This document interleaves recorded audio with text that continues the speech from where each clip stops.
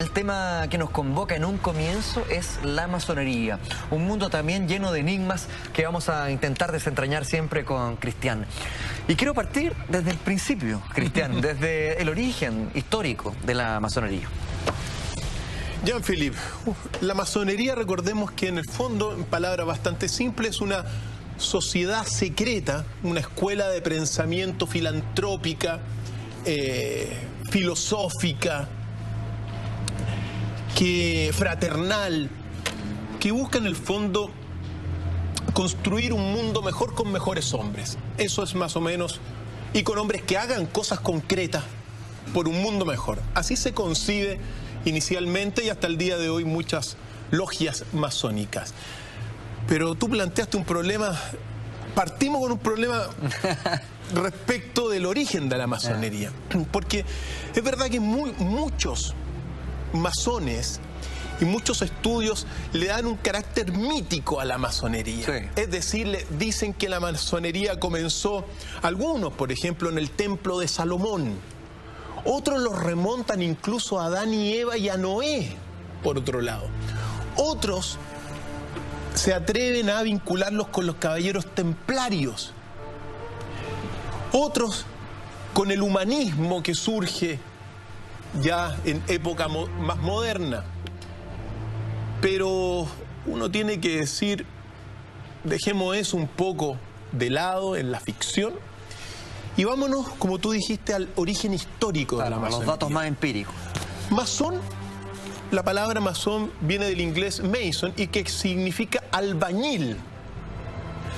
La masonería histórica comienza en la Edad Media, siglo XIII aproximadamente, a partir de los gremios de albañiles que construían las catedrales de Europa. Eso es el origen de la masonería. ¿Ellos se agrupan por qué? Se agrupan porque, bueno, son en gran medida los grandes constructores de las catedrales. Recordemos esto. Hay un periodo muy importante donde, sobre todo en la Edad Media, donde se construyen catedrales. Entonces los albañiles, los grupos, los gremios de albañiles se reunían en una ciudad, construían las catedrales, después se iban a otra ciudad, construían otra catedral, y así se fueron formando inicialmente los masones. O sea, en base netamente a la historia, a datos fríos, esto comenzaría en la Edad Media. En la Edad Media, por ponerle una fecha, el primer estatuto de los masones data del 1200 y tanto, que es el estatuto de Bolonia. Es una referencia. Ahora, fíjate tú que es muy relevante que son albañiles, pero que comienzan a construir las catedrales. ¿Por qué digo esto, Jean-Philippe? Porque las catedrales eran los centros de peregrinación en la Edad Media. La gente en aquel tiempo peregrinaba a las catedrales, porque las catedrales, en sus construcciones, la persona común y corriente, analfabeta completamente, porque en aquel tiempo, recordemos, solamente los curas leían y escribían, todos los demás eran analfabetos. Entonces, para conocer un poco el universo, la gente de aquel tiempo viajaba a las catedrales, que estaban decoradas magníficamente, que tenían los pasajes, por ejemplo, del Evangelio de Jesús. Entonces la gente conocía así el universo y se hacía una representación de la realidad. Pues bien, así como en aquel tiempo la gente peregrinaba a las catedrales, mira cómo ha cambiado el tiempo. Hoy día la gente peregrina a los moles. Sí. Cambia la época, pero en aquel tiempo, entonces, fíjate tú que el centro las catedrales eran los centros digamos, que te reflejaban la cosmovisión de la época. Y quienes la construían, los albañiles. Pero ¿cómo se produce el paso desde un trabajo más duro, como es la construcción, a otro que es un poco más espiritual, como es la filosofía? Son pasos graduales, como siempre. Pero fíjate tú, los albañiles comienzan a construir y empiezan a ver lo que están construyendo. El conocimiento que hay detrás de las catedrales sea lo que sea, fue fundamental en un momento dado, y hasta el día de hoy es fundamental, sobre todo para el mundo católico y otros mundos también. Pues bien, se fueron dando cuenta del conocimiento que estaban construyendo.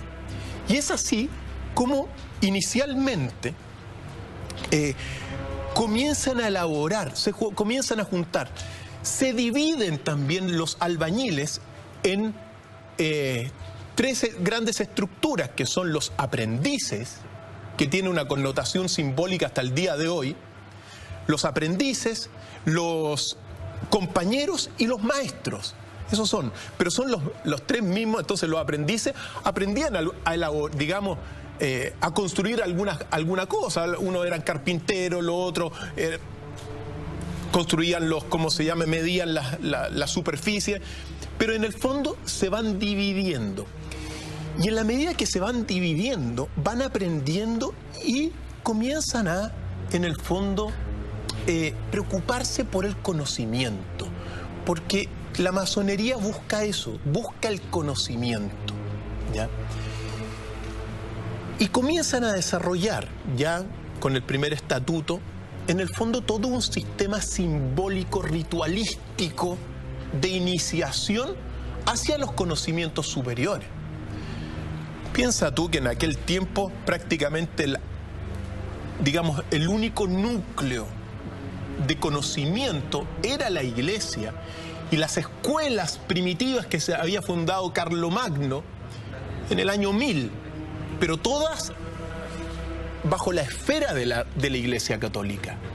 Pues bien, los masones comienzan a formar esta agrupación inicialmente secreta porque, claro, comienzan a tener, en el fondo, a promover una libertad de pensamiento, una búsqueda de la verdad.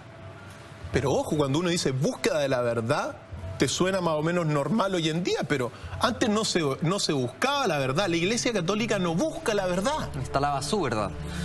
La verdad está en la Biblia y se acabó. ¿Te das cuenta? No era que uno tenía que buscar la verdad. La Iglesia Católica no busca la verdad. Y esos escalafones que tú mencionabas, desde los aprendices, pasando por los compañeros, llegando a los maestros, ¿es una estratificación que continúa hasta el día de hoy en la logia? Claro que sí, claro que sí. Y aquí comenzamos al menos para ver algunos símbolos muy representativos de todos estos albañiles iniciales. Partamos entonces por eso mismo que tú acabas de decir. Cuando uno es un aprendiz, en el fondo significa que es un enamorado del saber. La persona que entra a la masonería hoy en día es una piedra bruta, simbólicamente, pero que es un enamorado del conocimiento. Por eso entra a perfeccionarse a esta sociedad fraternal y secreta. Después vienen ya los compañeros. Los compañeros, en el fondo, ya son buscadores del conocimiento. No solamente enamorados de saber, sino que ellos son buscadores del conocimiento y de la verdad. Ya tienen ciertas bases para poder discutir. Así es. Y el maestro, en el fondo, representa el poder.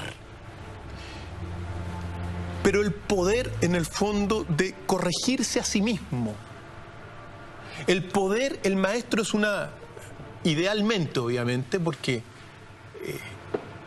es verdad que yo he conocido masones que son maestros, que tienen el conocimiento, digamos, el poder de reconstruirse, de cambiar las cosas malas que tienen para ser mejores, pero también hay algunos maestros bastante engreídos que creen que tienen... Yo creo que también ahí va muy asociado la maestría con la experiencia. Es decir, un maestro para los masones generalmente tiene que ser, o más bien dicho, los masones, maestros de los cuales con los cuales más uno puede conversar, ya tienen su edad, ¿ya? Pero, ¿cómo se entienden los símbolos de la masonería? Porque hay muchos que están ligados incluso a la matemática. Efectivamente. Mira, todos los símbolos están ligados fundamentalmente al trabajo de los albañiles. Vamos con el primer símbolo, como por ejemplo, ¿qué es la escuadra? ¿Qué simboliza la escuadra? La escuadra es fundamental, incluso aquí la tenemos al lado, ahí está la escuadra. La escuadra Es la de abajo, la de arriba es el compás. Claro. Pero esto es el símbolo masónico y la G. Esto es fundamental porque lo de abajo, que es la escuadra, que es una herramienta para medir ángulos rectos, como fantásticamente lo tenemos aquí en pantalla, simboliza la disciplina, en el fondo, para los masones, ¿ya? Es una guía de la rectitud. La escuadra fija. ¿Se vincula con la ética también?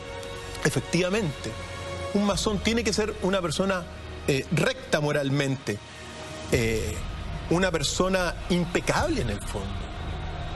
Eso es lo que tiene que ser un masón desde sus inicios, ¿ya? Una persona incorruptible incluso. Así, y eso está reflejado por la escuadra recta que está abajo, ¿ya? Que es la escuadra típica que uno ocupa en cualquier parte, colegio, ¿no? Las del colegio. Pues bien, el segundo símbolo que aparece arriba, y así como la escuadra es fija, el segundo símbolo es el compás. El compás también es una herramienta de los albañiles de la Edad Media y que en el fondo significa la igualdad de las personas y también la libertad. Un acercamiento incluso desde prácticamente la nada hasta el infinito, porque si tú te das cuenta, todos somos iguales. Digamos, tú haces un círculo con la escuadra y todos los puntos, con el compás, y todos los puntos son equidistantes. Claro. Todos somos iguales en ese sentido, ¿ya? Según este simbolismo masónico. Todos somos iguales e incluso podemos ir de un punto hasta el infinito. Por lo tanto, la escuadra simboliza la libertad, simboliza la igualdad, el compás. La escuadra simboliza la rectitud. Y adentro está la letra G. La letra G simboliza el gran arquitecto, Dios. La masonería, imagínate, la influencia inicialmente de las catedrales de la iglesia. Por lo tanto, en la masonería está presente Dios, que es el principio creador de las leyes. Es el gran arquitecto. Pero es muy importante señalar que para los masones está simplemente esa referencia a algo superior, ¿ya? Influido mucho cuando se va formando, sobre todo ya en la época del siglo de las luces, el gran arquitecto aparece como un deísmo, es un deísmo. Pero la imagen de la G que representa al arquitecto, que es Dios, ¿está vinculada al catolicismo también? ¿Lo ven de la misma manera como un creador? No, o sea, lo ven como el gran arquitecto, como Dios, como un principio superior, pero es verdad que hay que decir que cada masón tiene su propia interpretación. O sea, no existe una doctrina. No existe una definición doctrinal, como tú lo decías, Jean-Philippe, sobre qué significa este gran arquitecto. Y en realidad cada uno de los masones puede tener su propia opinión sobre este gran arquitecto. No es como la iglesia y no es como otras religiones que tienen una definición clara sobre Dios. Los masones tienen su propia, pero es verdad que esta idea surge de las catedrales de la iglesia, es una influencia cristiana evidentemente, pero se margina al menos permitirle a cada masón tener una interpretación de la idea de Dios. Ahora, yo tengo entendido que ellos conciben muchas veces que uno es el arquitecto de su destino, y esas palabras textuales se podrían interpretar también como lo que representa a Dios, ¿no? Ese gran arquitecto y uno también como, entre comillas, un mini arquitecto construyendo su vida, su destino. Tú lo dijiste, Jean-Philippe, tú lo dijiste más claro que yo. Es decir, uno también se va construyendo. Pero la misión también de aquella persona que puede entrar a la masonería es poder construirse a sí mismo, poder darse cuenta donde ha cometido errores, donde está equivocado, ¿ya? Y en este sentido, claro, es un pequeño gran arquitecto de su propio mundo, pero siempre con la idea de construir una sociedad mejor. Y no solamente en las palabras, sino que en la práctica. Por eso también hay muchos masones en la historia que son bastante filantrópicos. ¿Ya? Ahora, hemos visto estos tres primeros símbolos, incluso dependiendo por dónde está el compás. A veces, por ejemplo, son los 3 grados, determina los 3 grados, es decir, aprendiz, compañero y maestro. Si el compás está adelante de la escuadra, quiere decir que es maestro. ¿Por qué se habla de la Gran Logia? Porque la Gran Logia es en el fondo el templo donde ellos pueden compartir sus conocimientos de manera fraternal. Y esto es muy importante porque para los masones la logia, que es el templo en el fondo, busca ser un espacio de tolerancia, busca ser un espacio donde podemos opinar completamente distinto, pero se respetan.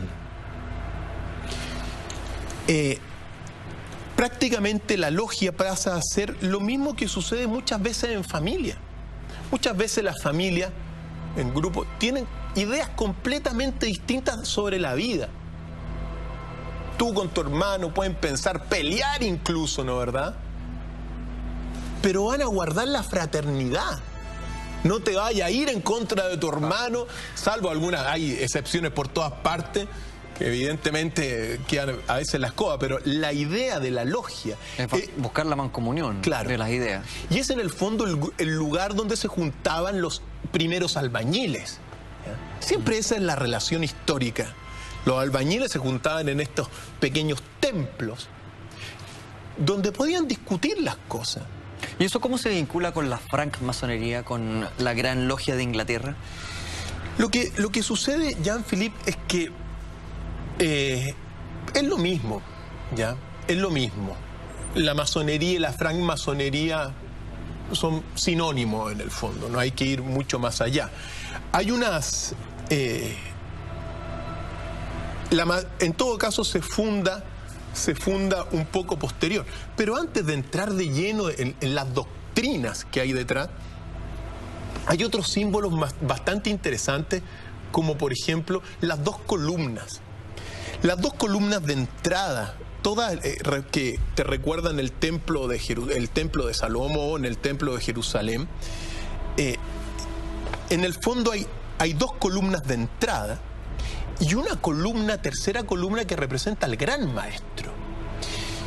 ¿Cuál es el símbolo de estas columnas? Primero, la belleza, la fuerza y la sabiduría.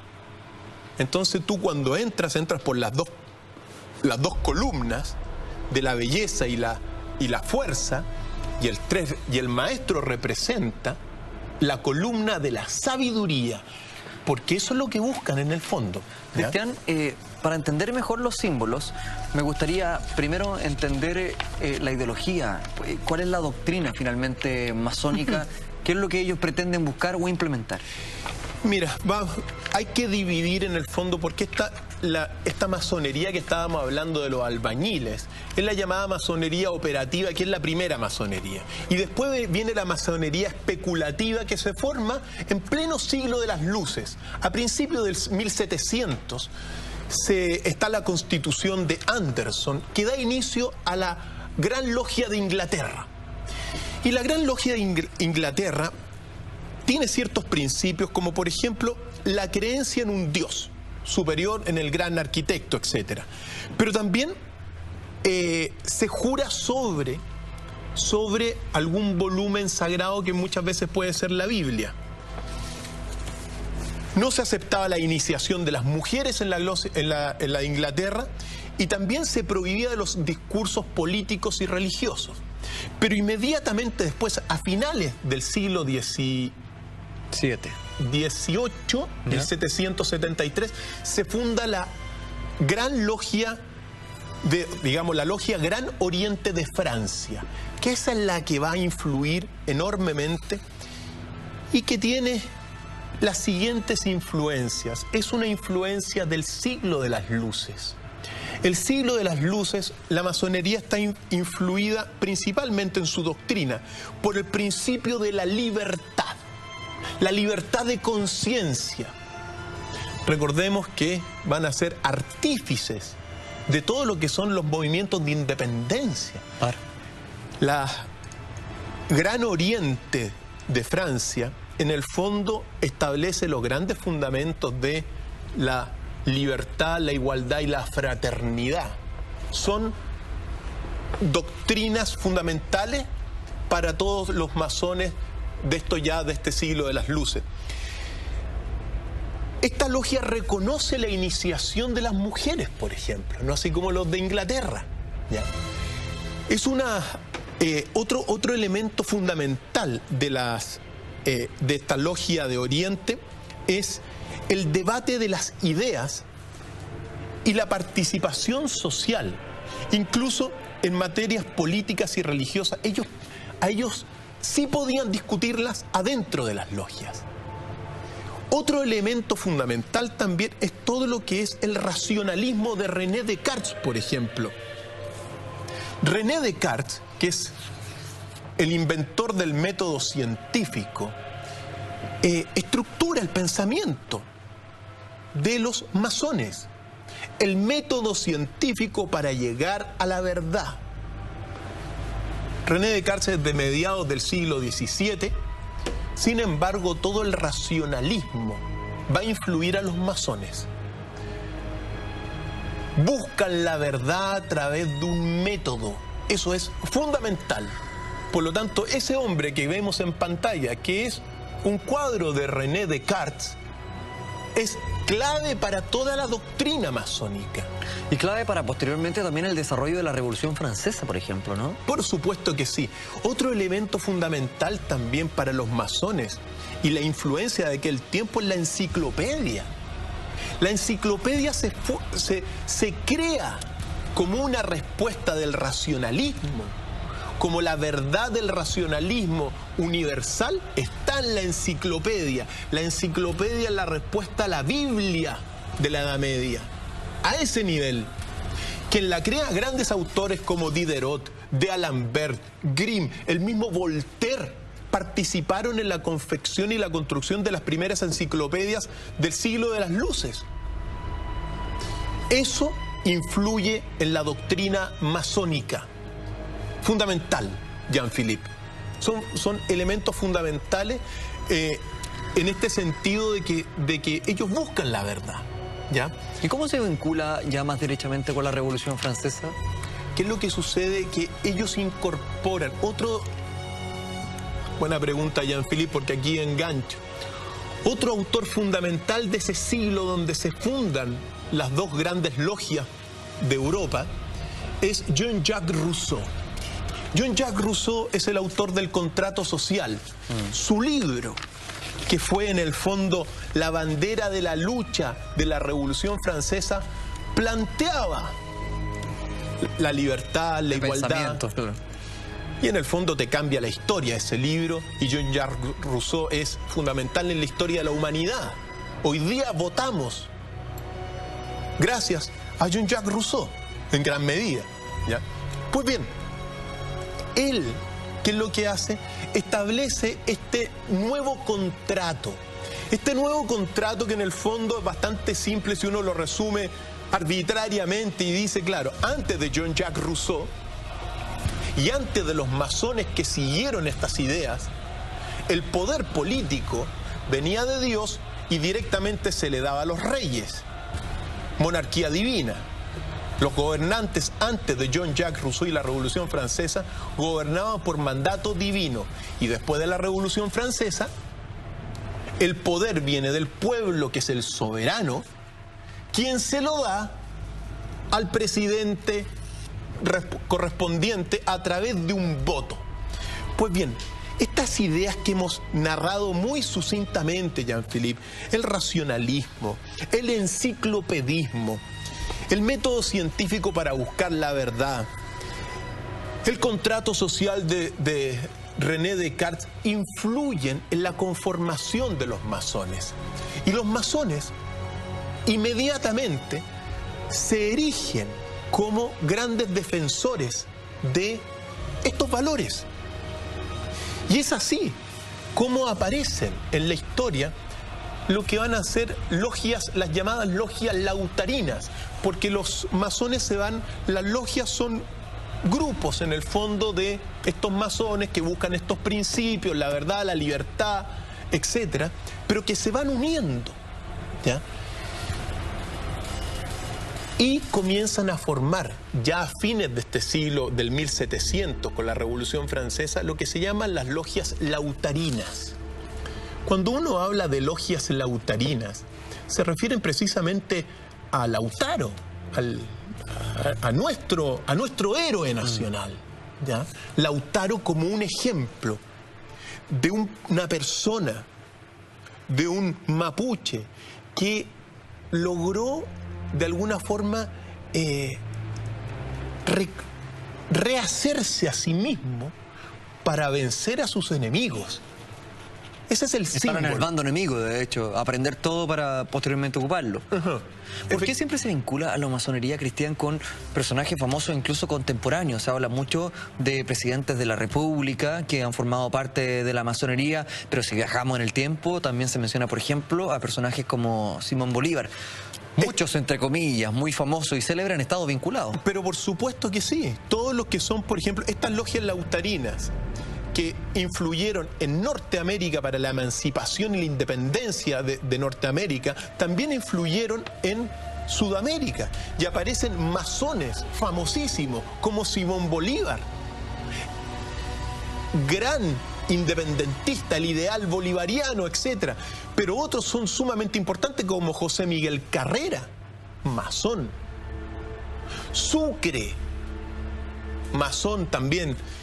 San Martín, que permitió la liberación de Chile, ayudó en la liberación de Chile, de Argentina, de Perú, masón. O'Higgins, también influido por la masonería. Y en el fondo, por estas ideas libertarias, estas ideas de independencia, de buscar estos nuevos valores de aquel tiempo del siglo XVIII, ¿ya? Y XIX y posteriores. Pero son fundamentales todo lo que es la masonería, en toda la independencia. Por lo que te entiendo, Cristian, siempre la masonería está estrictamente ligada a un pensamiento, a una ideología, a una filosofía. En ningún momento la interpreto como algo bélico, como algo agresivo. ¿Por qué entonces se han tejido tantos mitos en torno a la masonería? ¿Por qué siempre se le ha entregado este carácter oscuro, críptico, como si se hicieran situaciones bastante extrañas dentro de los templos, de las logias? Lo que pasa es que hay dos elementos. El secreto masón. Es verdad que durante un tiempo todo lo que es ritualístico, ¿ya? Entonces todo lo que se hacía dentro de las logias nadie lo sabía mucho, ¿ya? Pero también está la otra parte del secreto. Si bien es cierto una cosa es lo que ocurre adentro del templo, que son unos cuantos elegidos que pueden ingresar al templo, a la logia. Por otro lado está el secreto del propio masón. Cada masón tiene un secreto y ese secreto fundamentalmente radica en cómo ser una mejor persona, una persona más perfecta en el fondo, ¿ya? Ahora, ellos no pueden andar diciendo que son masones por la calle. No, y de hecho tienen saludos particulares, señas que los distinguen. Pero también es verdad que si uno habla de este secretismo que duró durante varios siglos, hoy día cada vez estamos revelando parte un poquito del secreto, de los secretos de los masones. Pero en realidad ya es bastante conocido lo que hace la masonería. Pero para entenderlo mejor, si, por ejemplo, en una situación muy coloquial, en un matrimonio, hay una mesa, estamos, no sé, 8 personas conversando, hay 2 masones que no se conocen, ¿ellos podrían reconocerse como masones por la mera forma de conversar o de saludarse? Así es, así es. Y tienen señas, tienen saludos particulares, ¿ya? Saludos con las manos que son bastante singulares, por decirlo así. Por lo tanto, evidentemente, durante los siglos 1700, 1800, 1900, comenzaron a tener mucho poder. Estábamos hablando de los grandes padres de la patria, José Miguel Carrera, masón, Bernardo Higgins, Sucre, San Martín, Simón Bolívar. Claro, todos masones. Entonces, y más los intelectuales también. Y más los intelectuales. Entonces tú estás viendo que en el inicio de las independencias de nuestro continente, el poder que tuvieron fue enorme. Y claro, mantenidos todo dentro de un bastante secreto. El mismo, por ejemplo, símbolo del dólar, que arriba tiene una especie de triángulo. Ese triángulo es masón también. Pero también hay que decirlo inmediatamente ¿por qué se ha tejido esta historia negra de la masonería muchas veces? Porque en el fondo la principal institución antimasónica es la Iglesia. La Iglesia condenó desde el principio a la masonería. De hecho, el Papa Clemente XII, en el 1738, ya no solamente los condena, sino que los trata de herejes y los excomulga. Y de ahí, del Papa Clemente XII, hasta el día de hoy, al menos 13 papas han condenado sistemáticamente a la masonería. Solo por el hecho de desafiar los textos bíblicos. Yo creo que en un principio también, piensa tú, uno tiene que entender dentro del contexto de la Revolución Francesa. La masonería abogó porque se acabaran los privilegios de la nobleza y del clero. Durante toda la Edad Media, el sistema social estaba dividido entre la nobleza, el clero y el estado llano. El estado llano, el pueblo, no tenía ningún privilegio, pero sí se fueron concentrando los privilegios en el clero y en la nobleza. Y se fueron concentrando a tal nivel los privilegios que se tuvo que generar la Revolución Francesa. ¿Ya?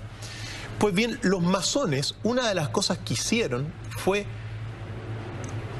defender y abogar porque se acabaran los privilegios de la nobleza y del clero, que en el fondo estaban muy unidos. Siempre el gobierno, el poder político, ha estado muy aferrado al poder religioso, muchísimo. Entonces, que te vengan a decir unas personas, por ejemplo, como Jean-Jacques Rousseau, para nombrar algún gigante de la historia como Jean-Jacques Rousseau, y te venga a decir que en realidad el poder no está en Dios, sino que está en el pueblo ignorante y analfabeto, son grandes revoluciones. Eso no iba a ser permitido por la Iglesia. El poder estaba en Dios. Y la Iglesia, en este sentido, que era el intérprete de la definición de Dios, se lo daba a los reyes. Por eso, así como hablábamos la semana pasada en estos evangelios de María Magdalena, por ejemplo, perdidos, apócrifos, en algún momento la Iglesia la tiñó de miles de calificativos para desviar la atención finalmente de lo que pasaba con Jesús, desvincularla totalmente de aquello. Esto se podría homologar, ¿no? La masonería nos está trayendo problemas, así que la teñimos de miles de rituales, simbolismos crípticos. También.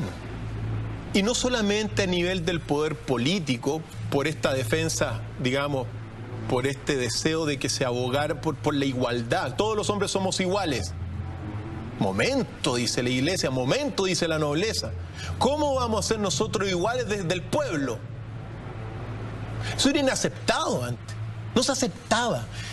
Ahora, ojo, porque estamos hablando de un sistema social, Jean-Philippe, que si uno lo estructura, comienza, digamos, toda esta estructura de privilegios, comienza con Carlomagno en el siglo X y termina en el 1789, es decir, más de 1000 años, con una forma, bueno, no menos de 1000 años, pero con una forma de estructuración de la sociedad. Entonces, que unas personas como los masones te vengan a decir y que tengan el convencimiento de que todos somos iguales, como lo señala el compás, es inaceptable para toda la estructura de poder que había existido durante toda la Edad Media. cosas que no van a gustar. Otra cosa que no le gustó a la iglesia y por eso los condenó es porque en el fondo la G que aparece aquí, la tenemos ahí, la G, que es el gran arquitecto, no es un teísmo, es un deísmo, es diferente. La definición de Dios para la iglesia tiene una determinada definición de Dios. Dios Padre, creador del cielo y de la tierra, etcétera, etcétera. Pues para los masones tienen la misma idea de este Dios, pero cada uno primero le puede poner el nombre que quiera. Cada uno puede tener una definición particular de su Dios. Y en estricto rigor, durante todo este siglo de las luces, el teísmo de la Iglesia Católica da paso al deísmo. El deísmo es cuando, claro, el método científico comienza a darse cuenta que el universo está estructurado por leyes. La ley de gravedad, el electromagnetismo, la fuerza nuclear débil y la fuerte. Es decir, hay leyes. Pues bien, el gran arquitecto es el responsable de haber creado estas leyes. Es un deísmo, en el fondo es la creencia en un Dios racionalista y no teísta como la Iglesia Católica. Conflicto, pues, Jean-Philippe, ¿te das cuenta? Porque en el fondo los racionalistas creen en que hay un gran arquitecto ordenador de las leyes que organizan la naturaleza. Y le ponen el gran arquitecto de este mecanismo que es la naturaleza. Pero eso no es la definición de la Iglesia de Dios. Y menos aún cuando después se les da libertad de conciencia a cada masón para pensar en lo que ellos quieran. ¿Fueron perseguidos los masones en algún momento? Excomulgados. Sí, pues, Jean-Philippe. Los masones en el fondo fueron alejados, discriminados y se les crea una leyenda muy negra, producto de este conflicto con la Iglesia Católica. Hay un texto porque, mira, a tal grado que incluso en uno de los últimos documentos de la doctrina de la fe, firmada por Benedicto XVI en 1983, se condena hasta el día de hoy a la masonería. Se la excomulga y dice lo siguiente: la inscripción en la masonería permanece prohibida por la Iglesia y que los fieles que se inscriban están en situación de pecado grave y no pueden por eso acceder a la comunión.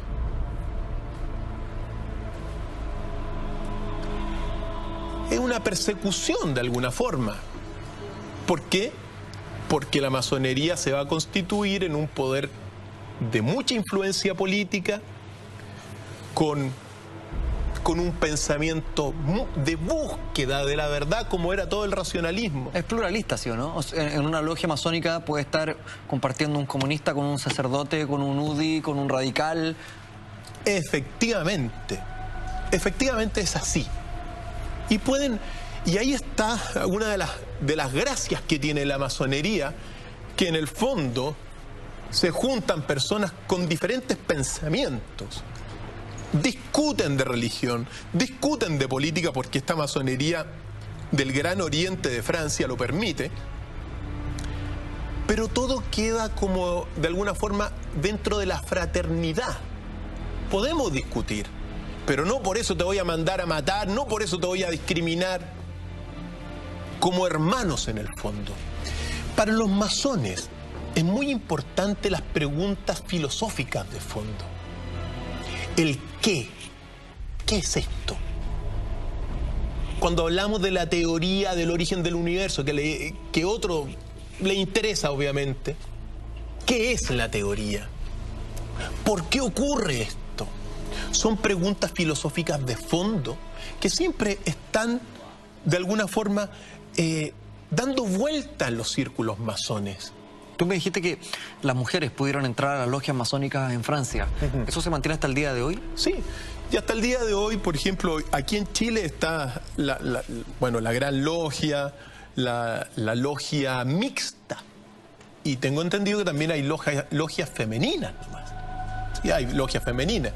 Entonces se le permite. En Inglaterra no se les permitió a principios del siglo XVIII, pero en Francia, a fines de 1770 y tanto, cuando se da la Constitución de Anderson, sí se les permite. Claro, que igual sería paradójico con el simbolismo del compás y la igualdad no permitir que ingresaran mujeres. Por supuesto. Y recordemos lo que puede significar eso. Que en el fondo una maestra puede ser una mujer.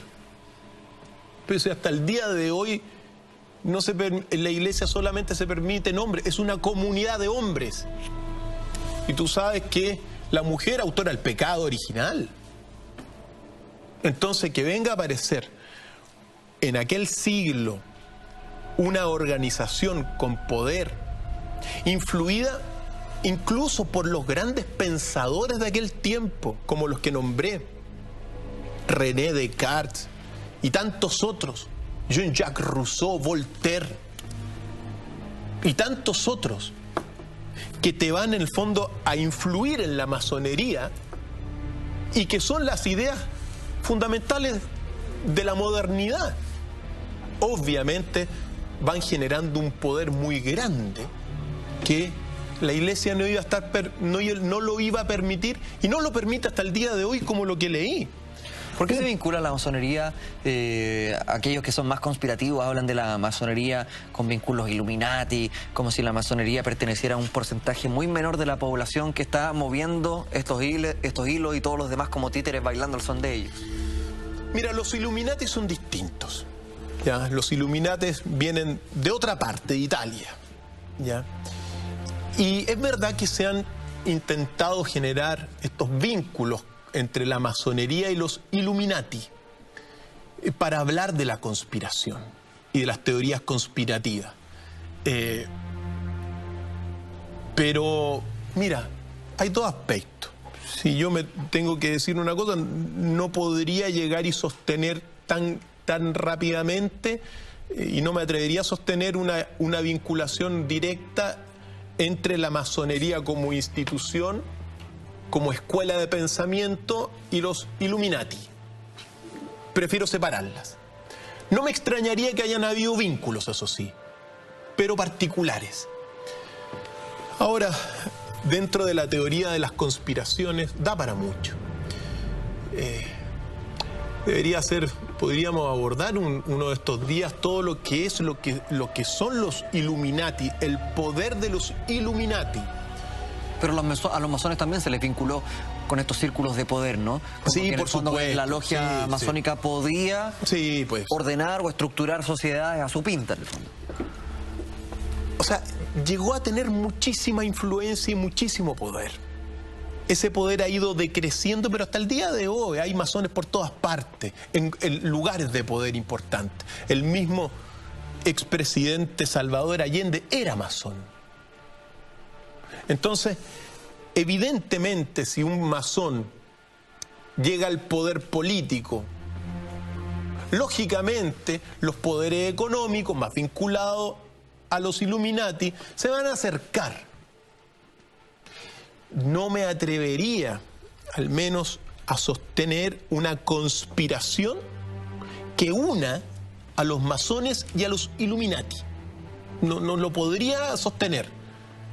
Quizá me lleguen textos y documentos que si los estudio los puedo analizar. Pero tampoco uno puede descartar, Jean-Philippe, vinculaciones particulares. Claro. Eso es así.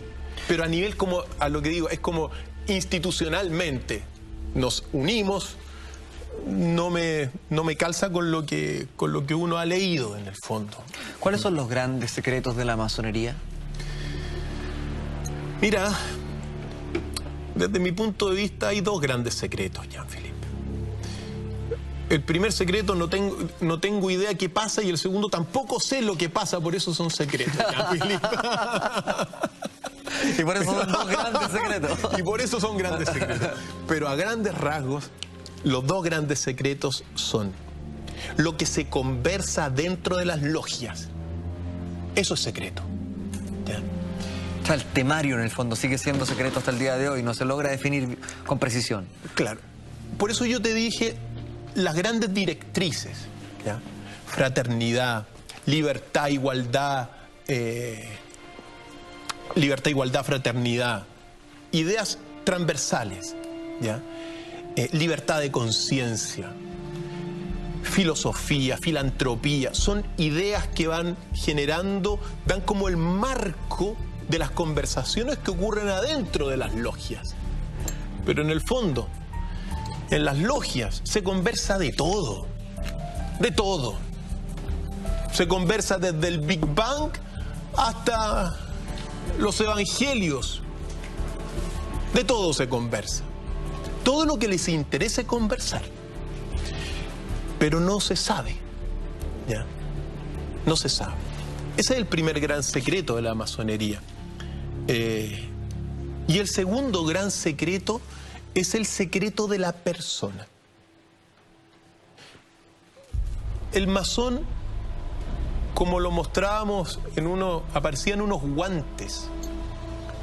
Los guantes blancos de los masones significan y simbolizan que tienen sus manos limpias. Así tienen que ser los masones, al menos, y eso es lo que simboliza. Mira, los cuadrados, ¿te diste cuenta que el piso era como un tablero de ajedrez? Eso también, el tablero de ajedrez, y ahí están los guantes, simbolizan todo lo que es la igualdad. O sea, el tablero de ajedrez ahí, el mosaico simboliza que todos los hombres son iguales. Parados encima de eso que es el piso de la logia, todos son iguales. Igualdad. Puede venir un viejo, un maestro, pero en términos de su concepción antropológica, se va a enfrentar a un aprendiz como un igual. Eso es lo que simboliza. Y las manos, los guantes blancos significa que tiene sus manos inmaculadas en el fondo. Por lo tanto, el otro gran secreto es el secreto interno de cada masón. Porque en el fondo lo que busca cada masón es el perfeccionamiento de su persona. Símbolo de la pureza. El blanco significa la pureza de las manos del masón. Tenemos preguntas de nuestros amigos que están siempre participando junto a nosotros y no nos cansamos de agradecer que estén acá. @Marcelus Máximo dice, ¿es verdad que uno no se puede ir vivo de la masonería?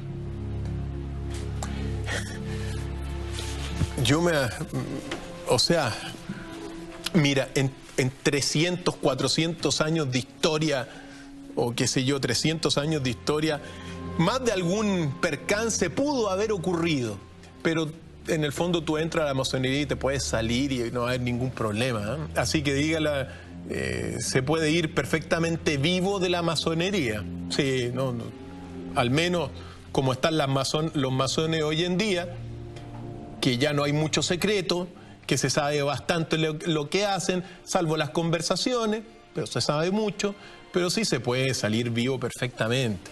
Sí. @Planeta Nuevo TV dice, los masones entendieron que la trascendencia se logra a través del conocimiento y esto es uniendo ciencia con espiritualidad. Clave. @Falconer_ dice, entonces los masones no son tan malos como se decía. No son tan malos, pero no son tan malos obviamente. Pero obviamente hay masones que se han portado mal seguramente. Y también haya masonas engreídas, también hay masonas engreídas. Y masones que se creen mucho y que no responden mucho a la doctrina, también hay. Pero es parte de una institución de siglos en el fondo.